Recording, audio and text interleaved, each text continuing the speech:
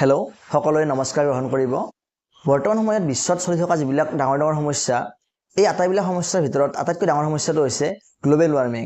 আৰু এইটো এনেকুৱা এটা সমস্যা, যদি মই এটা উদাহৰণ দি বুজাব চেষ্টা কৰোঁ, তেনেহ'লে এনেকুৱা হ'ব যে ধৰা হ'ল এটা শিশু, সি সৰুতে খুব দুষ্ট আছিল, কিন্তু সৰুতে তাৰ দুষ্টামিবিলাক দেখা পাই আমি হাঁহি উৰুৱাই দিছিলোঁ, গুৰুত্ব নিদিলোঁ।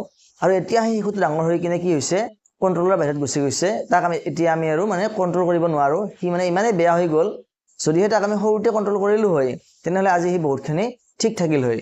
ঠিক তেনেকৈ গ্লোবেল ৱাৰ্মিংটোৰ বিষয়ে আমি আগতে গম পাইছিলোঁ যে এনেকুৱা এটা বিষয় আহি আছে, গম্ভীৰ সমস্যা এটা পিছত হ'ব পাৰে, কিন্তু আমি আগতে ইমানখিনি পাত্তা দিয়া নাছিলোঁ বা গুৰুত্ব দিয়া নাছিলোঁ।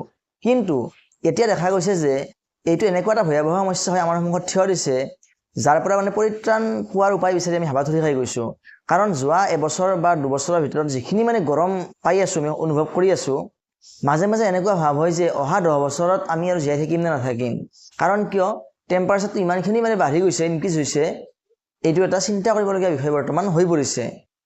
আপোনালোকে জানি আচৰিত হ'ব যে যোৱা এটা বছৰত যিটো আমাৰ পৃথিৱীখনৰ গড় তাপমাত্ৰা, সেই গড় তাপমাত্ৰাটো এতিয়ালৈকে ৰেকৰ্ড হোৱা গড় তাপমাত্ৰাতকৈ 1.5 ডিগ্ৰী বেছি, অৰ্থাৎ সৰ্বোচ্চ তাপমাত্ৰা পাৰ হৈ গৈছে। ইমান তাপমাত্ৰা আগতে কেতিয়াও হোৱা নাছিল। আৰু নাছাই আমাৰ এটা ৰিপৰ্ট দিছিল যোৱা বছৰৰ শেষৰ ফালে। সেই ৰিপৰ্টত উল্লেখ কৰিছিল যে 2023 চনটো আছিল পৃথিৱীৰ সকলোতকৈ গৰম বছৰ। যেতিয়াৰ পৰা ৰেকৰ্ড ৰখা আৰম্ভ হৈছে, তেতিয়াৰ পৰা হিচাপ কৰিলে 2023 চনটো আছিল আটাইতকৈ গৰম বছৰ। আপোনালোকে ভাবকচোন, এইমাত্ৰ মই ক'লোঁ যে যোৱা বছৰতকৈ এই বছৰ কি হৈছে, আৰু 1.5 ডিগ্ৰী তাপমাত্ৰা বাঢ়িছে। অৰ্থাৎ এটা বছৰত ইমান তাপমাত্ৰা বাঢ়াটো সহজ কথা নহয়। আৰু ইয়াৰ মূল কাৰণটোৱে হৈছে আমাৰ কাৰ্বন এমিশ্যন। কাৰ্বনৰ যিটো আমাৰ মাত্ৰা, সেই কাৰ্বনৰ মাত্ৰাটো পৃথিৱীখনত বহুতখিনি বাঢ়ি গৈছে।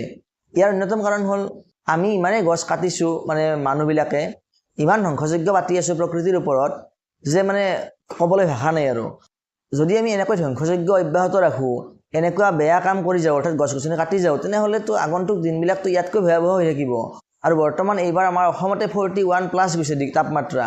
যদিহে আমাৰ ইয়াতে 44, 45লৈকে গুচি যায়, অসমততো ইমানেই হিউমিডিটি বেছি, আৰ্দ্ৰতা ইমানেই বেছি, যিটো বায়ুত থকা জলীয় বাষ্পৰ পৰিমাণ, অসমত 45 ডিগ্ৰী হ'লে আধা মানুহ মৰি যাব বুলি ক'লেও ভুল নহয়। এইবিলাক মই কোৱা কথা নহয়, এইবিলাক ডাঙৰ চাইণ্টিষ্টে কৈছে। আমাৰ যিটো ৱৰ্ল্ড ক্লাইমেট প্ৰগ্ৰেম আছে, সেই ৱৰ্ল্ড ক্লাইমেট প্ৰগ্ৰেমৰ ডিৰেক্টৰ ডক্টৰ মেক্স দিলি, তেখেতে কৈছে যে যদি এইটো হাৰত তাপমাত্ৰা বাঢ়ি থাকে, তেনেহ'লে 2026 চনৰ ভিতৰতে 93% চান্স আছে যে আমাৰ পৃথিৱীখনৰ সৰ্বোচ্চ তাপমাত্ৰা পাব। অৰ্থাৎ এতিয়ালৈকে যিমান তাপমাত্ৰা হৈ আছে পাই আছোঁ আমি, সেই আটাইবিলাক তাপমাত্ৰাৰ ৰেকৰ্ড অতিক্ৰম কৰি 2026 চনৰ ভিতৰতে পৃথিৱীখনে আটাইতকৈ বেছি তাপমাত্ৰা ৰেকৰ্ড কৰিব। অৰ্থাৎ এনেকুৱা এটা কণ্ডিশ্যন আহি যাব যে মানুহ ছাৰ্ভাইভ কৰাটো বাচি থকাটোৱে টান হৈ পৰিব পাৰে বহুতৰে কাৰণে। তেওঁ লগতে এইটো কথাও কৈছে যে 2050 চনমানলৈকে পৃথিৱীখনৰ আধা অংশ কেনেকুৱা হ'ব, চাহাৰা মৰুভূমিৰ নিচিনা হৈ যাব। অৰ্থাৎ আমাৰ হাতত আৰু বেছি সময় নাই, মাত্ৰ 20 বছৰ বা 25 বছৰৰ ভিতৰতে পৃথিৱীখন বহুত বেয়া দিশলৈ গতি কৰি আছে। গতিকে সময় থাকোঁতে আমি কিছুমান ষ্টেপ ল'ব লাগিব, যেনে আমি গছ গছনি ৰোপণ কৰিব লাগিব। আৰু কমচে কম আমি ৰোপণ কৰিব নোৱাৰিলেও আমি যিখিনি গছ গছনি বৰ্তমান পৃথিৱীখনত আছে, সেইখিনি কাটিব নালাগিব। গতিকে আমি এতিয়া সময় থাকোঁতে সজাগ হ'ব লাগিব। আৰু এইখিনিয়ে আছিল আজিৰ ভিডিঅ'টো। যদি সেই ভিডিঅ'টো চাই অলপ হ'লেও উপকৃত হৈছে, তেনেহ'লে অনুগ্ৰহ কৰি ভিডিঅ'টো লাইক কৰিব আৰু চেনেলটো ছাবস্ক্ৰাইব কৰিবলৈ নাপাহৰিব। ধন্যবাদ।